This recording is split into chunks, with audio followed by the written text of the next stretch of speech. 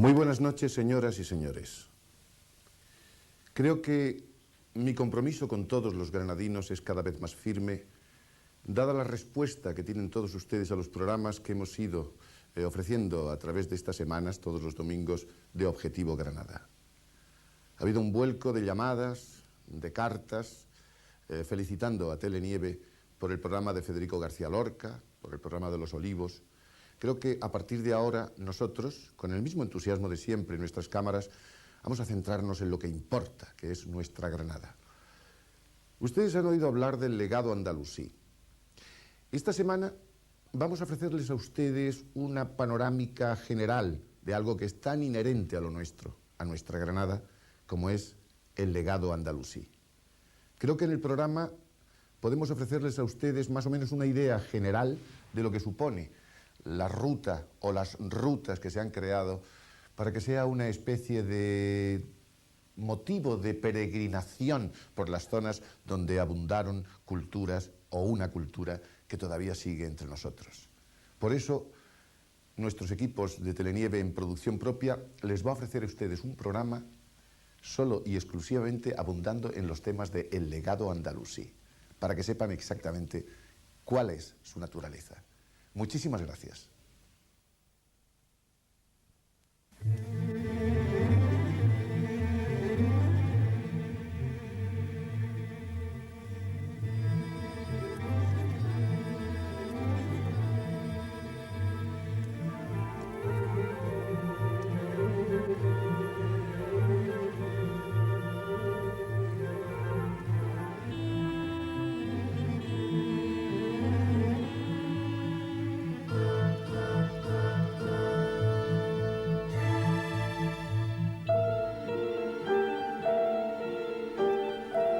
El legado andalusí. Es una frase que oiremos en todos los medios de comunicación social a lo largo de mucho tiempo. Se ha hecho necesario ahondar en el tema para llevar a la opinión pública una información plástica, directa y exhaustiva de lo que en principio para el ciudadano de a pie es bastante abstracto. Hemos abordado a varias personas con la pregunta de rigor antes de lanzarnos a hacer este reportaje. ¿Qué significa para usted el legado andalusí? El legado andalusí, para mí eso significa cosas árabes, ¿no? Pues no estoy yo muy enterada de eso. Para decirle algo que no sea correcto, prefiero no decirle nada. Pues ni idea.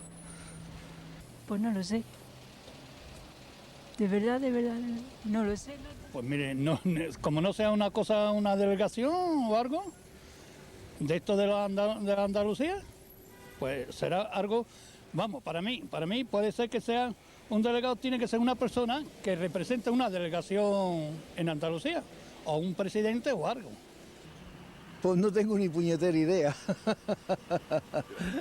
¿Qué es para mí? Pues yo qué sé, el Día de Andalucía, ¿no? No lo sé. Yo tampoco. Uy, pues no tengo ni idea, ¿eh? Pues la historia árabe, ¿no? De Andalucía. Una ruta de los antiguos musulmanes. Bueno, por lo que sé, vamos, quiere significar lo que es el Reino de Granada, vamos, en tiempo árabe, lo que se remiten a nuestros antepasados. Y una cosa de las mejores que tiene Andalucía, vamos, porque es una cosa de las mejores que tiene Andalucía antiguamente, vamos. Yo creo que será lo que los árabes o los moros nos legaron para que pudiéramos disfrutar de las cosas que ellos dejaron hechas, como por ejemplo su arquitectura, sus canales, que los moros, el agua es una de las fuentes principales, y valga la redundancia, del legado andalusí. Y además para que las personas que no hayan visitado ciertos sitios de nuestra geografía de Andalucía puedan conocer lo que los moros hicieron en ese sentido.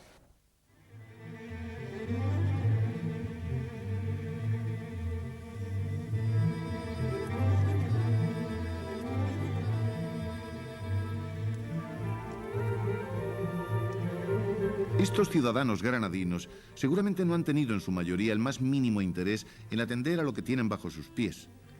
De hecho, sabemos que incluso muchos granadinos jamás han visitado la Alhambra. Sin embargo, se han publicado cientos de ejemplares dedicados al tema. Se han editado artículos de fondo en periódicos de todo el mundo. Se están realizando exposiciones sobre el tema de todas las materias artísticas. El legado andalusí es un proyecto que nació en Granada, que fue apoyado en el Parlamento andaluz por todos los partidos políticos sin excepción. La idea partió de este hombre, Jerónimo Páez, que es quien actualmente rige los destinos de la sede central del legado andalusí, en pleno corazón de Granada. En el antiguo Hotel Kenia del Realejo tiene su sede este sueño de regresión al pasado que está dejando de ser una utopía para encontrarnos con una ensoñación real. Bueno, pues el legado andalusí en principio es un proyecto que pretende revitalizar, recuperar lo que fue una espléndida civilización en Andalucía, en Al-Ándalus, en España en general, que fue el legado de Al-Ándalus, que fue una civilización donde convivieron los cristianos, los judíos, los musulmanes o árabes, los moros, y que creó durante los siglos X, XI, XII, casi hasta el final, una espléndida civilización desde el punto de vista de la cultura, de las artes, de la estética, de la belleza, y que en definitiva yo creo que es nuestro gran patrimonio histórico y nuestro gran patrimonio cultural. Eso es lo que en principio es el legado andalusí: recuperar, revitalizar, difundir, dar a conocer lo que supuso esa civilización.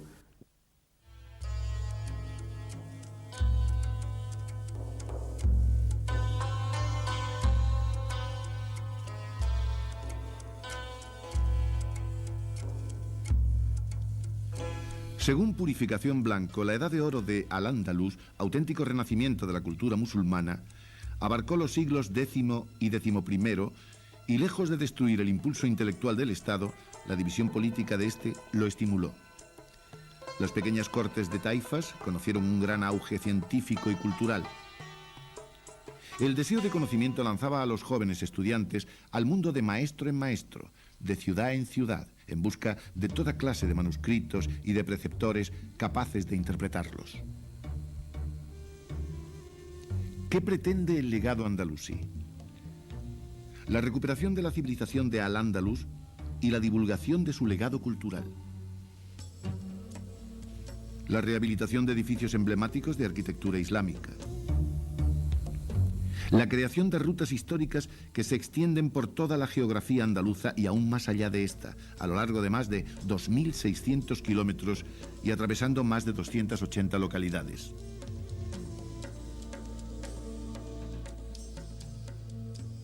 Yo creo que este legado tiene una cuestión importante y quizás sea lo más significativo.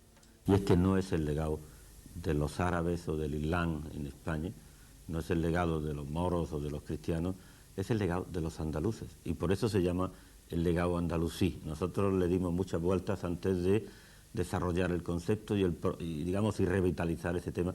Al final, tan andaluz es, por ejemplo, Abderramán III, que nace y muere en Córdoba, como puede ser Fernando Fernández de Córdoba, como puede ser Ibn Hassam o Al-Mutamid. Es el legado de los andaluces, que fueron un modelo en alguna medida de convivencia. Y por tanto, cuando uno recupera la Alhambra o cuando uno revitaliza, al final lo que está recuperando, la Alhambra la hicieron los andaluces, no lo hicieron los árabes, sino lo hicieron los bereberes. Fue una mezcla de ciudadanos que nacieron y vivieron aquí, y de hecho el arte andalusí, por eso es que lo que es un poco la mezquita de Córdoba, lo que es en alguna medida las Alcázar, lo que es el castillo de Alcalá, lo que es los castillos de toda Andalucía, de Iznájar, de Loja, al final es el castillo hecho por los andaluces, para los andaluces, y por lo tanto yo creo que ese es el matiz y el único lugar del mundo donde realmente se podía haber generado este proyecto, lanzado este proyecto, que es un proyecto de integración, de recuperación histórica, de revitalización del pasado, es Andalucía. Yo creo que es lo que tiene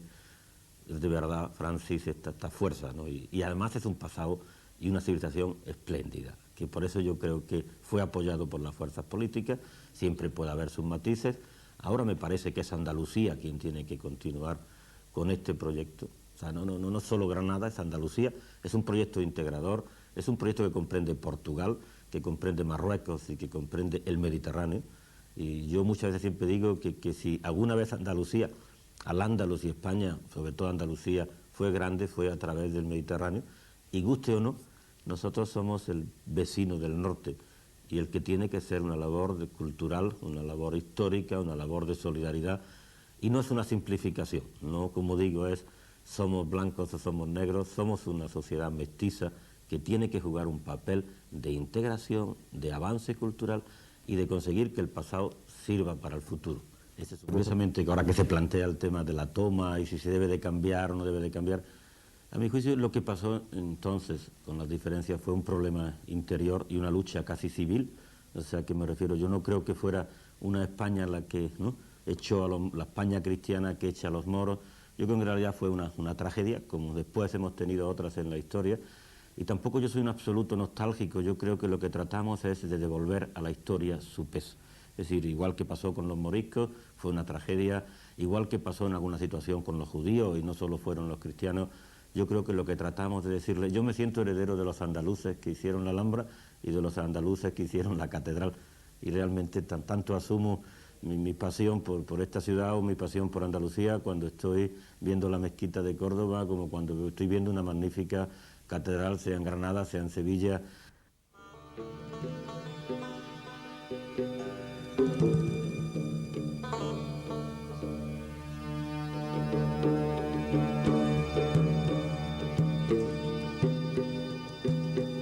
El reino nazarí de Granada se extendía aproximadamente por las actuales provincias de Granada, Málaga, Almería y provincia de Jaén. Este es el punto de partida del proyecto El Legado Andalusí, que trata de atraer al viajero y animarlo para que conozca muestras de las que aún quedan hoy de aquella espléndida civilización de Al-Ándalus. El ámbito de actuación se extiende a toda Andalucía. Su proyecto se desborda por Murcia, Portugal, Marruecos, Siria y Malí. La importancia económica del proyecto se ve incluso a corto plazo. Hoteleros, comerciantes, servicios en general están encantados con la idea que indudablemente redundará en beneficio económico para todos, independientemente de la importancia cultural y de imagen que tiene toda esta proeza a nivel internacional. Lo primero que yo creo que es importante saber es que al final esto es una apuesta por el turismo rural, sobre todo por el turismo cultural. Es decir, es fácil mover un turismo que viene a Granada, que ve la Alhambra, que ve la ciudad, pero no es tan fácil que el turismo que va a la costa o el turismo que va a la sierra, pero al final lo importante es que integra bastantes pueblos de Granada dentro de unos conceptos de rutas y que vamos a hacer una señalización tarde o temprano, que se están haciendo unos folletos, que se están divulgando y que va a haber, yo creo, cientos y miles de turistas que empiecen a ir a los pueblos.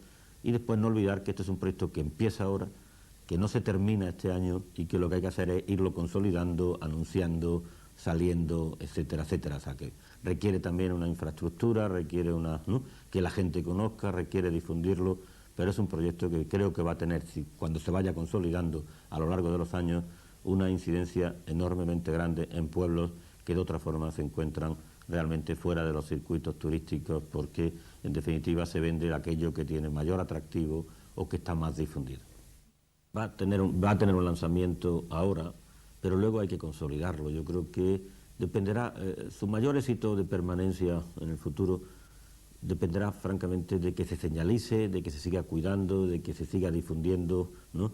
En alguna medida, por ejemplo, el Camino de Santiago, que fue una idea que retomamos, el Camino de Santiago ha existido siempre y tiene una tradición, lógicamente, mucho más importante que las rutas de Al-Ándalus. Tiene menos patrimonio cultural, ¿no? O sea, menos patrimonio histórico en alguna medida. Pero lo importante que yo creo que hizo la Junta de Galicia fue revitalizarlo, señalizarlo, difundirlo, materializarlo. Entonces esto es una idea totalmente nueva, pero que tiene una base histórica y cultural importante. Y si se continúa y se puede continuar, como digo, se difunde, se mantiene, se va haciendo, se va ilusionando a la gente, se va incorporando a la sociedad civil. Este proyecto duró 800 años y va a durar otros 800 años.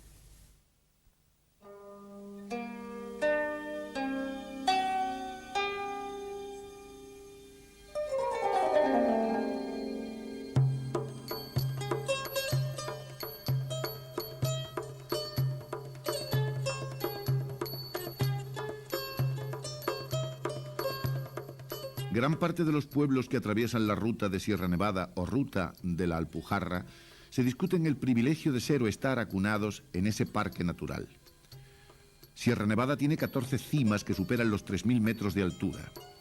Es un crisol ecológico con su fauna, sus especies botánicas y sus caprichosas vetas minerales que aportan a coleccionistas piedras de tonos y formas únicos en el mundo.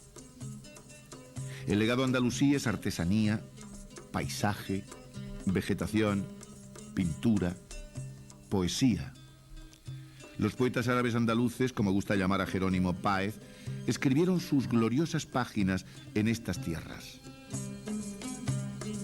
La poesía árabe, según García Gómez, no hiela en absoluto, porque a través de sus poros rezuma una sensualidad que todo lo impregna de dormida lujuria y porque en algunas ocasiones la fuerza del dolor o del amor rompe el enrejado de los clichés y de los tópicos.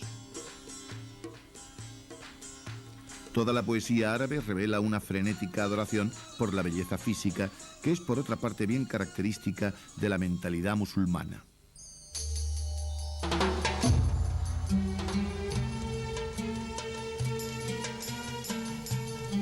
Cuando Al-Mutamid nombró gobernador de Silves a su amigo Ibn Amar, le escribió recordando los días de juventud pasados juntos en aquella villa portuguesa. Tú que partes a Silves, a mis lares, llévales a Abu Bakr, mi amor ardiente. Pregúntale si aún guardan mi recuerdo. Saluda al blanco alcázar de las rejas de parte de un mancebo que suspira perpetuamente por aquel palacio. Morada de guerreros cual leones y de hermosa los unos en qué algabas, las otras en qué blandos gabinetes. Al cobijo del ala de la sombra, cuántas noches pasaba como citas de árido talle y fértiles caderas, doradas y atezadas, que mi pecho traspasaba mejor con sus encantos que aceros blancos y morenas lanzas. Para hacerse una idea del aspecto que ofrecían las calles de Al-Ándalus, conviene saber que el modo de vestir de los hombres y mujeres no se parecía al del norte de África, sino al de Siria y Persia. Los hombres llevaban como prenda exterior una especie de túnica de corte rectangular con mangas amplias. En invierno esta a veces forrada de piel. Por debajo de ella llevaban una camisa larga y pantalones y calzaban según la estación sandalias o zapatos. Las mujeres, como pueden ustedes suponer, llevaban un velo cubriendo su cara. Solo en la intimidad se descubrían. Hay tanto que desvelar desde los más simples utensilios a sus costumbres populares, sus ceremonias religiosas, sus tiempos de ocio, su labor, su artesanía. Probablemente sea la taracea, palabra que proviene del árabe tarsi, incrustación, la artesanía que más identifica a Granada. Estos artículos son casi emblemas de la presencia árabe en la ciudad. A las técnicas de marquetería, que combinan las gamas y tonos de diversas maderas, palo santo, ébano, caoba, naranjo, sicomoro, etc., se añade la incrustación de diferentes materias, van desde el hueso al nácar y desde el ámbar al marfil e incluso metales. Estuches, vargueños, ajedrezes, mesas, arcas, cofres, bandejas y otros objetos salen de los talleres de los artesanos granadinos. Los motivos decorativos de sus trabajos proceden en su mayor parte de la interpretación de las ornamentaciones de la Alhambra, tal y como sucede en otros edificios u oficios artesanos de Granada. Hay razones sobradas para considerar a Granada sede del legado andalusí. La motivación ha impregnado a pintores, poetas, artesanos, estudiosos, políticos.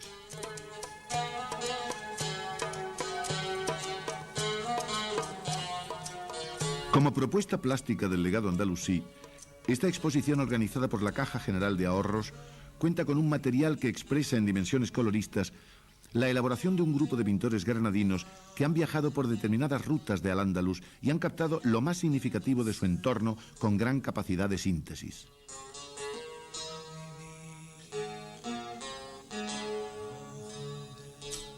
Sabeiro tomó la ruta de las Alpujarras, Manuel Gómez Rivero la ruta de Múnzer, Jesús Conde hizo la ruta de Ibn al-Jatib, Juan Manuel Brazán la ruta de Ibn Batuta.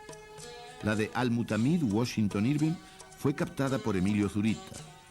La ruta de los almohades y los nazaríes por Alejandro Gorace, la del Califato por José Manuel Darro, la de los almorávides, las caravanas, por Miguel Rodríguez Acosta, y Julio Juste plasmó los paseos por Granada. Hemos tenido una ruta y bueno, y lo que nos ha sugerido la ruta ha sido el motivo de inspiración para la obra. Y bueno, cada ruta es diferente y cada obra está hecha a conciencia por encargo para representar a esa ruta en concreto. ¿Qué piensas tú?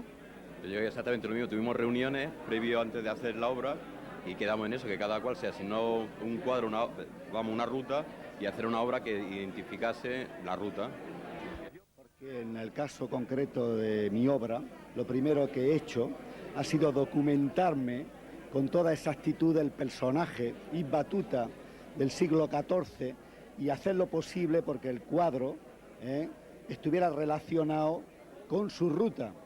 Recurrí a hacer una interpretación de las mantas alpujarreñas porque es un vestigio vivo de lo que es la tradición artesanal heredada de los árabes.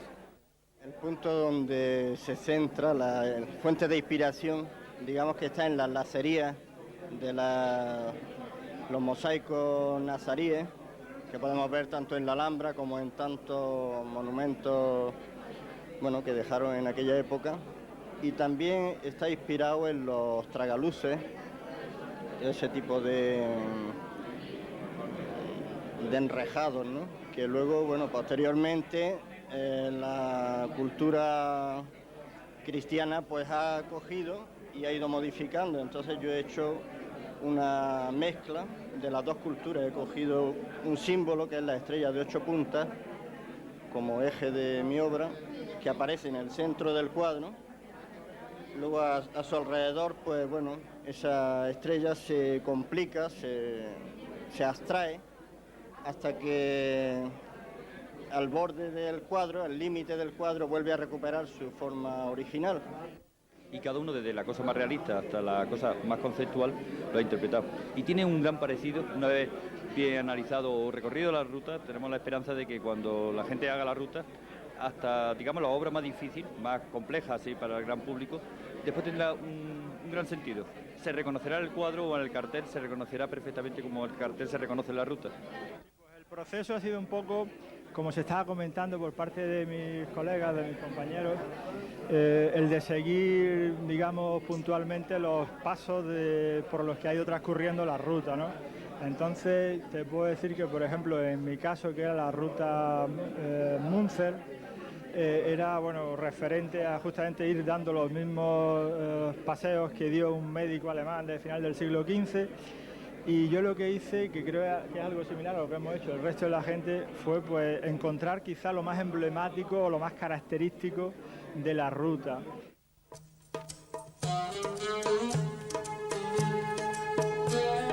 Granada tiene mucho que ganar en este proyecto, por ello los políticos hablan de él, porque es un gran caldo de cultivo electoral para cualquiera de las partes.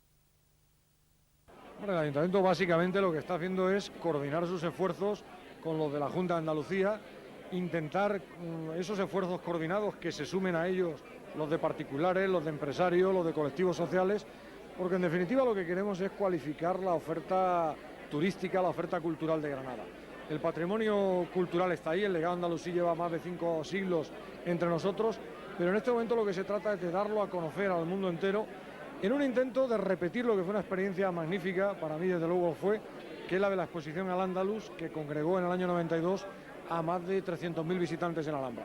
Bueno, seguir exactamente igual, a lo mejor con matices. Yo creo que lo que habría es que potenciarlo más y obligar a las administraciones a que no nos miren de reojo, porque esta idea nació en Granada, que es lo que ha ocurrido desde Sevilla. Y si no está más avanzado es precisamente por la actitud que ha tenido algún dirigente socialista de Sevilla de que esta idea fuera granadina y no de otro sitio. Pero desde luego, qué duda cabe, que es un buen proyecto y que es un proyecto que a mí lo que me gusta es la estabilidad del mismo. Granada no necesita los acontecimientos efímeros para salir de su aislamiento y de su desarrollo. Lo que necesita son proyectos como este que permanecen en el tiempo. Un legado andalusí no es un mundial de esquí que dura 20 días.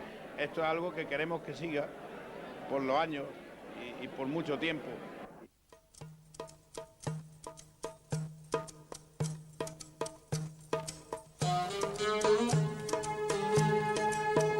También hablan los poetas.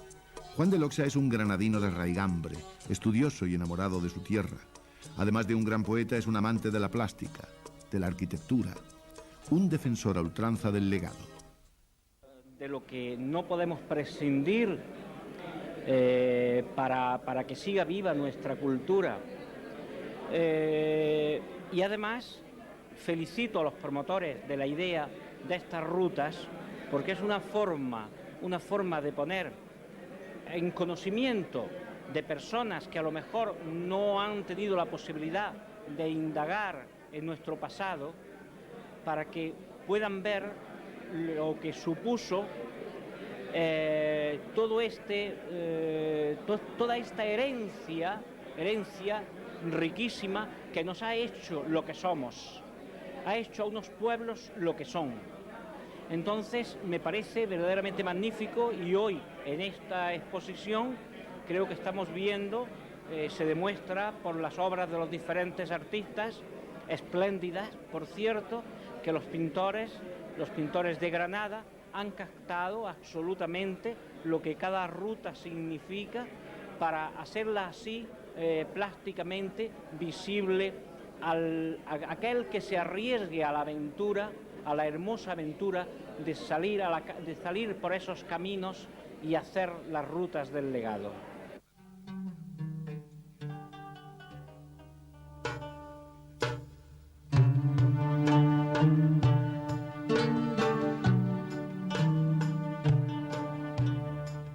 En el siglo XIV, Granada era considerada como una de las ciudades más pobladas de Europa. El núcleo central, la Medina, se halla situada en la parte llana sobre la orilla izquierda del Darro, al pie de la colina de San Miguel. Una serie de estrechas calles rodeaba la gran mezquita, a la cual no había ningún edificio adosado.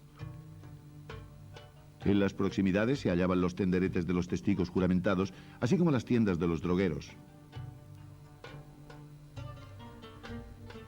No lejos del lugar destinado al culto se elevaba la madraza, con sus salas de clases y sus oratorios. Hoy, madraza. En la Medina se hallaban agrupados los bazares. El más famoso de ellos, la cuaisarilla, de donde procede la palabra alcaicería. No lejos de allí, un funduc, bolsa de comercio y depósito de mercancías simultáneamente, que servía de hospedería a los viajeros extranjeros. Todavía hoy puede visitarse el Corral del Carbón. Un puente unía a este con la alcaicería y la gran mezquita. Un equipo de profesores de la Universidad de Granada ha realizado el primer catálogo monumental del reino nazarí. En este trabajo sin precedentes se define la tipología de cada edificio, el cual se data, se sitúa geográficamente y se describe. Asimismo, se lleva a cabo una tarea de investigación histórica. Se estudia su estado de conservación, se señala su nivel de protección jurídica y se recoge la bibliografía disponible sobre el mismo.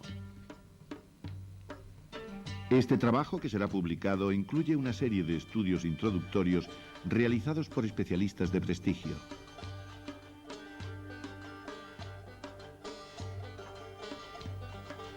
Varias exposiciones en todas las capitales andaluzas y en otras ciudades ofrecerán una visión global y detallada de diversos aspectos de la civilización andalusí. El arte islámico de Granada y su reino destacarán, entre otros, por su importancia histórica, al ser nuestra provincia el lugar donde hubo mayor protagonismo árabe.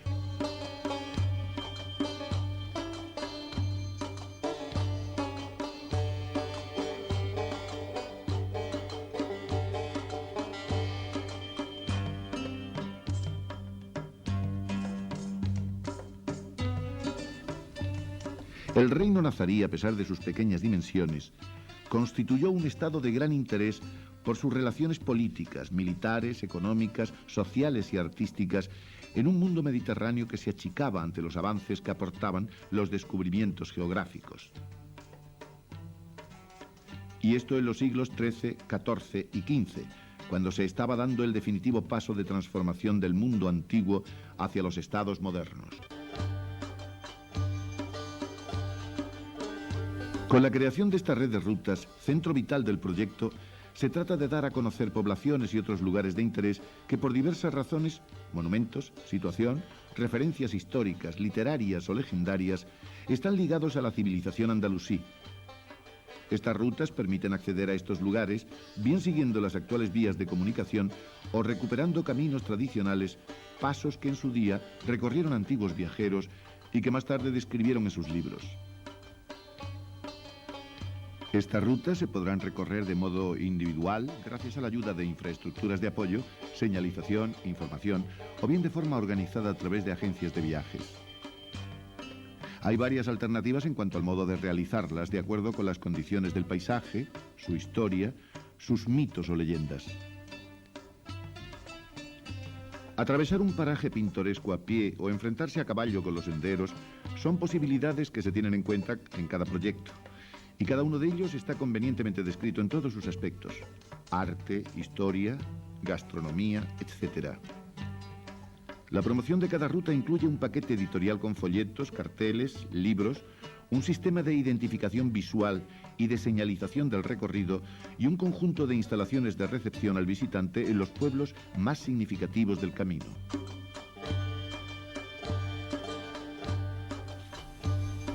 La ruta de las Alpujarras unía Granada con Almería por vía terrestre, aprovechando una serie de pasos naturales que evitaban cruzar los numerosos macizos montañosos: Sierra Nevada, Sierra de Gádor y la Contraviesa. Toda la zona se caracterizó en la Edad Media por su relativa independencia e irreductibilidad frente al poder establecido, sea en el seno de Al-Ándalus o en el conflicto final que enfrentó a musulmanes y cristianos. Este hecho generó muchas revueltas y sublevaciones que finalizaron solo después de la expulsión definitiva de los moriscos.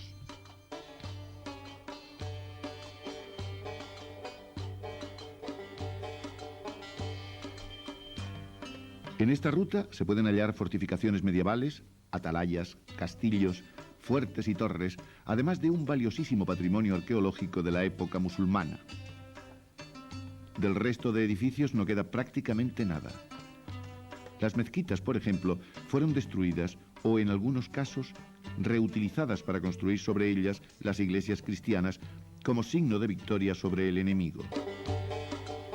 Para el viajero, el paisaje de esta ruta resulta tan interesante como esos restos culturales, ya que conserva humana y físicamente muchas de las características y del encanto de antaño.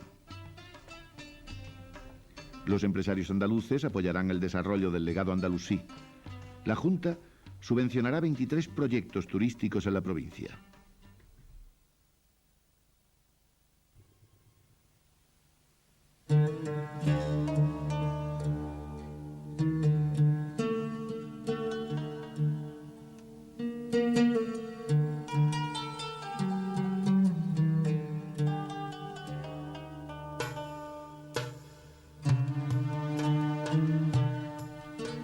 Permítanme una frivolidad literaria, pero hablar de la gastronomía andalusí es un plato aparte. Sin más comentarios, vamos a hacer un repaso óptico por diversos platos que aceptamos como nuestros y tienen origen en el asentamiento de los árabes. Hay que destacar que donde hoy abunda la carne de cerdo, los musulmanes utilizaban el cordero, ya que el Corán prohíbe el consumo de la carne de este animal.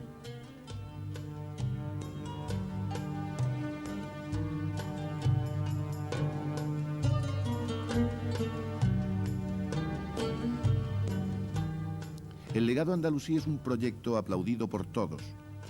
Sus rutas nos adentrarán en un mundo que denostaron los antiguos castellanos y que sobrevive en muros, calles, leyendas y poesía.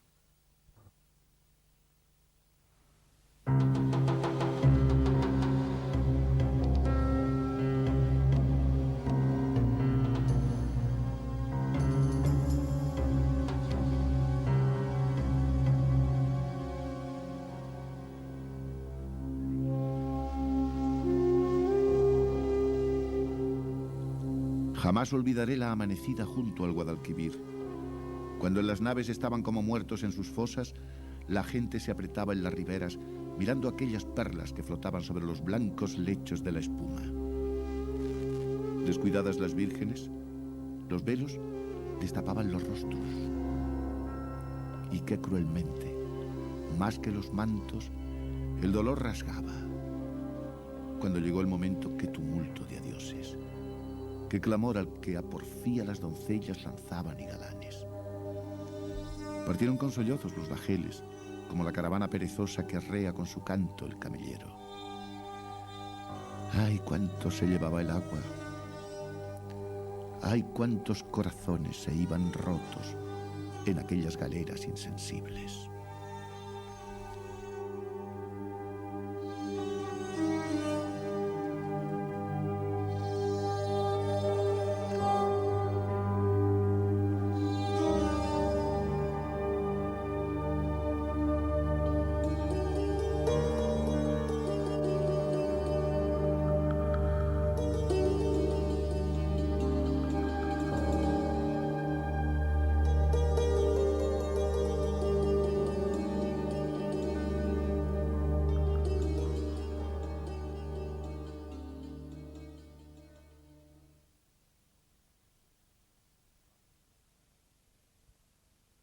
Muy bien, espero que después de este programa ustedes hayan aprendido o sabido lo que posiblemente de una manera un poco superficial han oído, esa palabra tan trillada de esa frase, el legado andalusí. Ahora ya tienen ustedes una idea más concreta. No va a ser el único programa sobre el tema, porque en este tema se puede abundar desde callejas, artesanía, gastronomía, paisajes y, por supuesto, poesía y todo aquello que confiere el legado andalusí. Gracias.